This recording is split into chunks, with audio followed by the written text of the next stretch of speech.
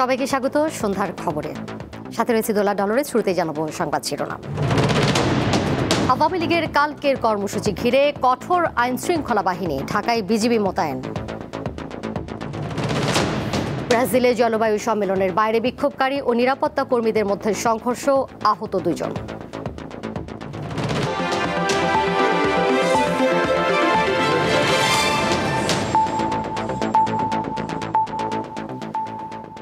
আওয়ামী লীগের কর্মসূচি ও দেশ জুড়ে হঠাৎ জ্বালাও পোড়াও ঘিরে কঠোর অবস্থান নিয়েছে আইন শৃঙ্খলা রক্ষাকারী বাহিনী। ঢাকা ও এর আশপাশে মোতায়েন করা হয়েছে অন্তত 14 প্লাটুন বিজিবি। পুলিশ বলছে যে কোনো ধরনের অপ্রীতিকর ঘটনা এড়াতে সর্বোচ্চ প্রস্তুতি নেওয়া হয়েছে। রাজধানীর কাকরাইল মসজিদ সংলগ্ন সড়কে এমনই সতর্ক অবস্থানে বর্ডার গার্ড বাংলাদেশ বিজিবির সদস্যরা। সন্দেহভাজন দেখলে প্রয়োজনে তল্লাশিও করছেন তারা। জুলাই আগস্টে সংগঠিত মানবতাবিরোধী অপরাধের মামলায় সাবেক প্রধানমন্ত্রী শেখ হাসিনা সহ 3 জনের রায় ঘোষণার তারিখ জানানো হবে বৃহস্পতিবার। দিনটি ঘিরে আওয়ামী লীগ ঢাকা লকডাউন কর্মসূচি ঘোষণা করেছে। পাশাপাশি ককটেল ফোটানো ও বাসে আগুন দেওয়ার ঘটনায় এই সতর্ক অবস্থানে আইনশৃঙ্খলা বাহিনী। উদ্ভূত পরিস্থিতিতে সাধারণ মানুষের মাঝে আতঙ্ক বিরাজ করছে। আমি বাংলাদেশের একজন সচেতন নাগরিক হিসাবে আমরা সত্যিই শঙ্কিত। এই আতঙ্কের মধ্যে আমরা রাস্তাঘাটে হাঁটলে ভয় করে। আমরা চাই এটা অবিলম্বে সরকার কঠোর হস্তে দমন করে। জ্বালাও পোড়া করলে বড় ধরনের শাস্তিমূলক ব্যবস্থা করা হোক।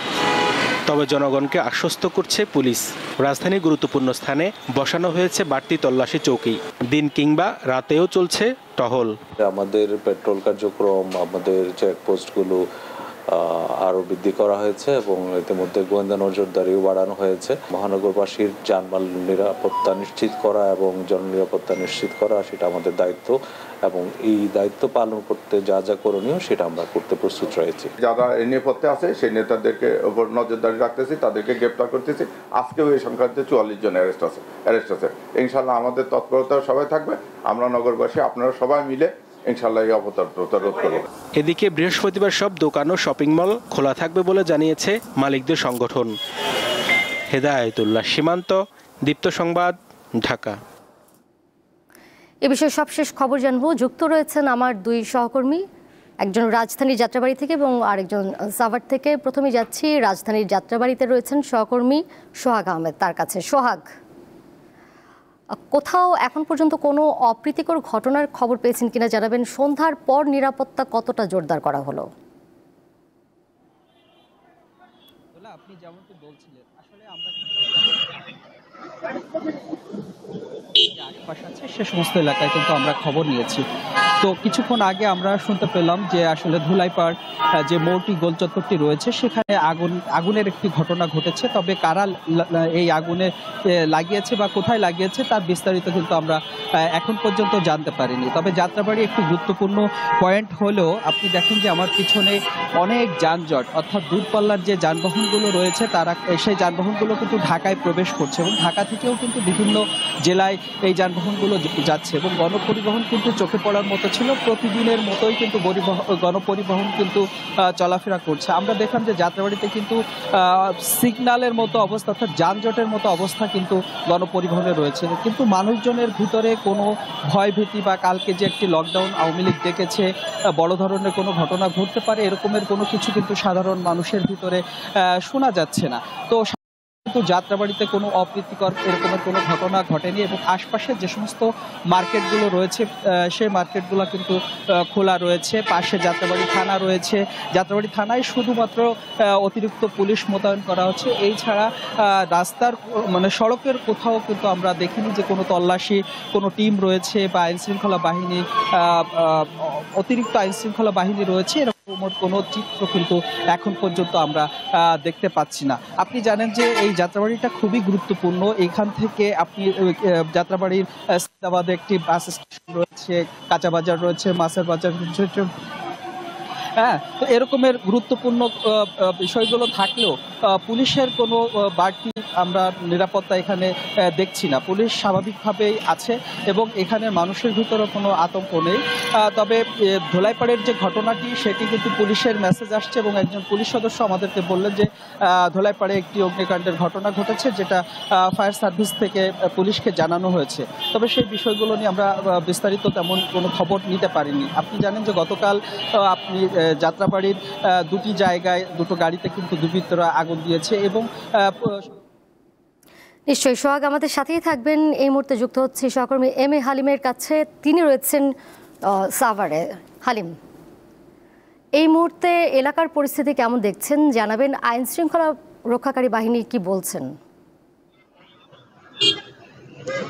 হ্যাঁ দুলা, আমি এই মুহূর্তে রয়েছি সাভারের আমিন বাজার, যেটি রাজধানীর প্রবেশ মুখ। তো আইন শৃঙ্খলা বিষয়ে যে বিষয়টা আপনাকে বলি, এটি সাভার এবং আশুলিয়া থানায় কিন্তু আমরা জানতে পেরেছি বেশ কয়েকটি জায়গায় তারা কিন্তু এই পুলিশের চেকপোস্ট বসিয়ে তারা নিরাপত্তা যে চৌকি সেটি বসিয়ে তারা বিভিন্ন গণপরিবহনে তারা চেক করছেন যাতে কোনো অপ্রীতিকর ঘটনা না ঘটে। তো তারা দুপুরের পর থেকে কিন্তু এই মহাসড়কের বিভিন্ন স্থানে আমরা এই চেকপোস্ট দেখতে পেয়েছি। আপনি জানেন যে গতকালকে কিন্তু এই নবীনগর চন্দ্রা মহাসড়কে একটি বাসে আগুন দেওয়া হয় এবং তারপর আজ ভোরে কিন্তু এই আশুলিয়ার যেটি নারী ও শিশু হাসপাতালের সামনে সেখানে আলিপ পরিবহন নামে একটি বাস, সেখানেও এই আগুন দেওয়া হয়। তারপর থেকে পুলিশ কিন্তু আমরা দেখতে পেয়েছি বেশ নড়েচড়ে বসে এবং তারা কিন্তু এই মহাসড়কের বিভিন্ন স্থানে তারা এই চেকপোস্ট বসায় এবং তারা যেমনটি বলছেন যে যেহেতু আগামীকালকে রাজধানীতে যে একটি প্রোগ্রাম রয়েছে সেই প্রোগ্রাম উপলক্ষেই কিন্তু যে লকডাউনের উপলক্ষে যাতে কোনো অপ্রীতিকর ঘটনা না ঘটে এবং সেই সাথে যে জনগণের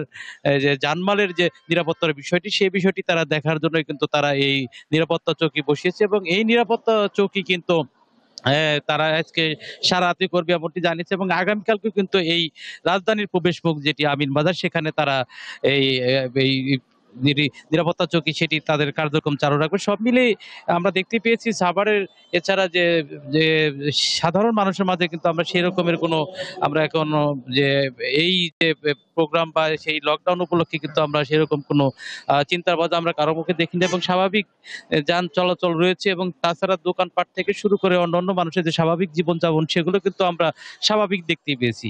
এছাড়া মানে হঠাৎ করে যে এই নিরাপত্তা চৌকি বসানো হয়েছে কিন্তু এখানে গণপরিবহনের যে যাত্রী তারা অনেকেই কিন্তু এই বিষয়টি তারা জানে না এবং তারা পুলিশ তাদের নিয়মিত কার্যক্রম চালু করছে এবং এখানে যাতে কোনো অবৈধ যাতে কোনো অস্ত্র বা এখানে লাঠিসোঁটা বা অন্যান্য কিছু যাতে না থাকে সেই বিষয়টি তারা চেক করছেন। সব মিলে এগুলো চেক করে তারা এখান থেকে যাত্রীদের বা এই গণপরিবহনগুলো ছেড়ে দিচ্ছেন। এই ছিল আমার কাছে সর্বশেষ। দোলা, সোহাগ এবং হালিম, আপনাদের দুজনকেই ধন্যবাদ। সবশেষ খবর জানছিলাম দুই সহকর্মীর কাছ থেকে।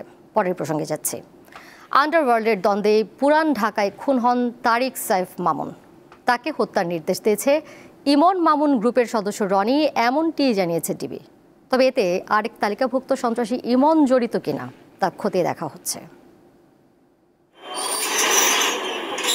পুরান ঢাকায় রবিবার প্রকাশ্যে গুলি করে তারিক সাইফ মামুনকে এভাবেই হত্যা করে ভাড়াটে খুনিরা। কিলিং মিশনে অংশ নেয় রবিন ও ফারুক। তাদেরকে ঘটনার ৩২ ঘন্টার মধ্যে নরসিংদী থেকে গ্রেপ্তার করা হয়। দুইজনের তথ্যে হত্যায় জড়িত শামীম, রুবেল আর ইউসুফকে গ্রেপ্তার করা হয়। উদ্ধার করা হয় 2টি পিস্তল, 6 রাউন্ড গুলি আর 1.5 লাখ টাকা। ডিবি বলছে 2 লাখ টাকায় মামুনকে হত্যার চুক্তি হয়। জিজ্ঞাসাবাদে জানা যায় যে পলাতক সন্ত্রাসী কামালের উপর নির্দেশনা থাকে মামুনকে অনুসরণ করা এবং তার গতিবিধি তাদেরকে জানানো। সেই মোতাবেক সন্ত্রাসী কামাল ভিকটিমের সঙ্গে থাকে এবং তার সংকেত পেয়ে ফারুক ও রবিন ভিকটিম মামুনকে লক্ষ্য করে উপর্যুপরি গুলি ছোড়ে ও মৃত্যু নিশ্চিত করে ঘটনাস্থল ত্যাগ করে। পরবর্তীতে রনির প্রদত্ত 2 লাখ টাকা রুবেল, শুটার ফারুক ও শুটার রবিনকে প্রত্যেককে 1 লাখ টাকা করে প্রদান করে। মামুন হত্যায় এখন পর্যন্ত 9 জনের সংশ্লিষ্টতা পেয়েছে গোয়েন্দা পুলিশ। হত্যার আগের রাতে মিরপুরে রনির বাসায় হয় পরিকল্পনা। এই রনি একসময় ইমন মামুন গ্রুপের অন্যতম সদস্য ছিলেন। রনি এই খুনের নির্দেশদাতা হলেও 5 আগস্টের পর জামিন পাওয়া ইমনের সাথে জড়িত কিনা তা খতিয়ে দেখা হচ্ছে। এটা আন্ডারওয়ার্ল্ডের দ্বন্দ্ব। প্রাথমিকভাবে আমরা এটা নিশ্চিত হয়ে গেছি যে নিহত মামুন, রনি এবং ইমন তারা একসময় এক দলভুক্ত ছিল। তিনি জানান ৫ আগস্টের পর যেসব সন্ত্রাসী জামিন পেয়ে আবার আন্ডারওয়ার্ল্ড নিয়ন্ত্রণের চেষ্টা করছে তাদেরকে গোয়েন্দা নজরদারিতে রাখা হয়েছে। সবাইকে তাদের অবস্থান এবং তাদের কার্যকলাপ সম্বন্ধে মনিটর করতেছি। হেদায়েতুল্লাহ সীমান্ত, দীপ্ত সংবাদ, ঢাকা। আন্তর্জাতিক অপরাধ ট্রাইব্যুনালের বিচার প্রক্রিয়া বাধাগ্রস্ত করার অপচেষ্টা চলছে বলে অভিযোগ করেছেন প্রসিকিউটর মিজানুল ইসলাম। বুধবার দুপুরে সাংবাদিকদের প্রশ্নের জবাবে তিনি এ কথা বলেন। মিজানুল ইসলাম আরও বলেন, সাবেক প্রধানমন্ত্রী শেখ হাসিনার রায় ঘিরে দেশ জুড়ে নৈরাজ্যের চেষ্টা চালাচ্ছে আওয়ামী লীগ। বুধবার জুলাই গণ অভ্যুত্থানে রাজধানীর চানখারপুলে শহীদ আনাজ সহ 6 হত্যার ঘটনায় ডিএমপির সাবেক কমিশনার হাবিবুর রহমান সহ 8 আসামির বিরুদ্ধে মামলার সবশেষ সাক্ষীর সাক্ষ্য গ্রহণ কাল পর্যন্ত মুলতবি করেছে আদালত। এদিকে 2012 সালে শাপলা চত্বরে হত্যাকাণ্ডের ঘটনায় শেখ হাসিনা ও জিয়াউল আহসান সহ 9 জনের বিরুদ্ধে তদন্ত প্রতিবেদন 12 জানুয়ারির মধ্যে দাখিলের নির্দেশ দিয়েছে আন্তর্জাতিক অপরাধ ট্রাইব্যুনাল। আমি থ্রেট টু জাস্টিস মনে করি না, তবে তারা এই বিচারকে বাধাগ্রস্ত করার জন্য এটা করছে, এটুকু বলতে পারি। এইখানে ভিন্ন কোনো সমস্যার সৃষ্টি হওয়ার কোনো কারণ নাই। আইনানুগভাবে বিচার কার্যক্রম পরিচালিত হচ্ছে। এখন দেশে যে বিশৃঙ্খল পরিস্থিতি সৃষ্টি করার অপচেষ্টা চালানো হচ্ছে, তার জন্য আমার বিশ্বাস আইন শৃঙ্খলা রক্ষাকারী বাহিনী দৃঢ়তার সাথে এ ধরনের পদক্ষেপকে রুখে দেবে। সুপ্রিম কোর্টের হাইকোর্ট বিভাগে স্থায়ী বিচারপতি হিসেবে 21 জন শপথ নিয়েছেন। বুধবার দুপুরে সুপ্রিম কোর্টের জাজেস লাউঞ্জে প্রধান বিচারপতি ডক্টর সৈয়দ রেফাত আহমেদ তাদের শপথ বাক্য পাঠ করান। শপথ অনুষ্ঠান পরিচালনা করেন সুপ্রিম কোর্টের রেজিস্ট্রার জেনারেল মোহাম্মদ হাবিবুর রহমান সিদ্দিকী। অনুষ্ঠানে আপিল ও হাইকোর্ট বিভাগের বিচারপতি, attorney general Mohammad Asaduzzaman, supreme court আইনজীবী সমিতির সভাপতি সহ অতিথিরা উপস্থিত ছিলেন। এর আগে মঙ্গলবার হাইকোর্টের 22 অস্থায়ী বিচারপতিকে স্থায়ী বিচারপতি হিসেবে নিয়োগ দেওয়া হয়। এর মধ্যে বিচারপতি সৈয়দ এনায়েত হোসেন চিকিৎসাধীন থাকায় আজ তিনি শপথ গ্রহণ করতে পারেননি। রাষ্ট্রপতির আদেশ ক্রমে আইন মন্ত্রণালয় থেকে 22 জনকে স্থায়ী বিচারপতি হিসেবে নিয়োগ দিয়ে প্রজ্ঞাপন জারি করা হয়।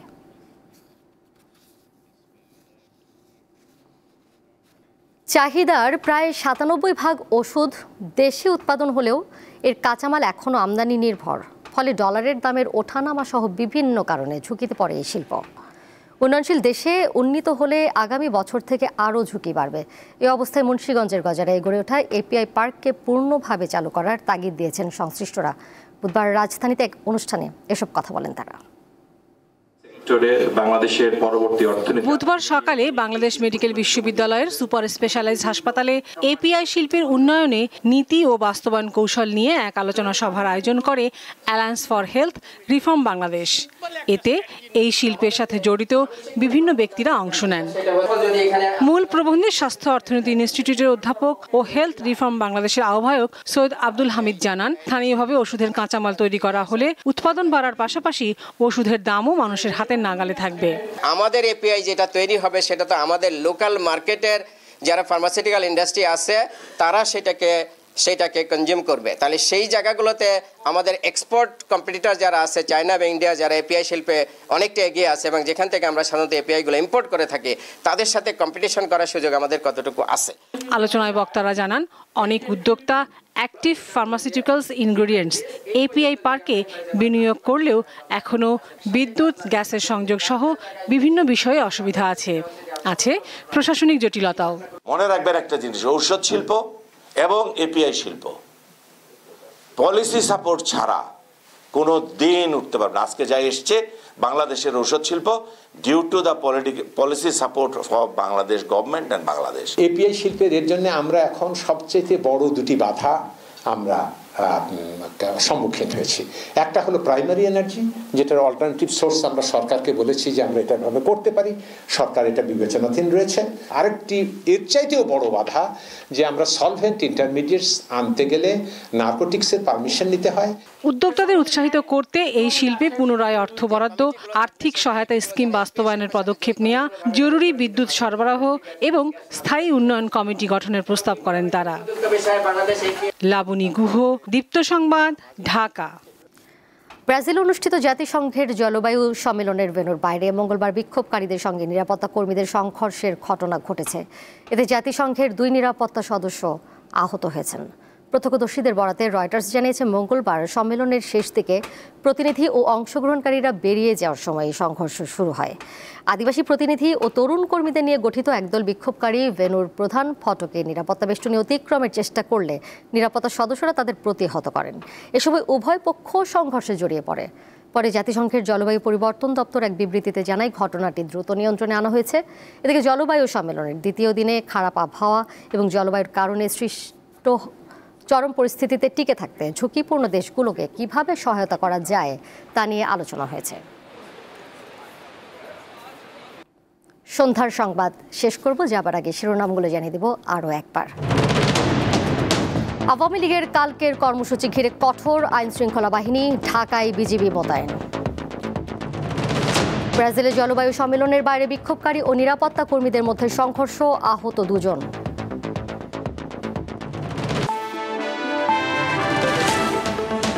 এই ছিল এখনকার মতো। পরের সংবাদ দেখবেন রাত 11টায়। এছাড়াও আরও তথ্য এবং বিনোদনের নানা খবরাখবর জানতে যুক্ত থাকুন দীপ্ত ডিজিটাল প্ল্যাটফর্মে। ধন্যবাদ সবাইকে।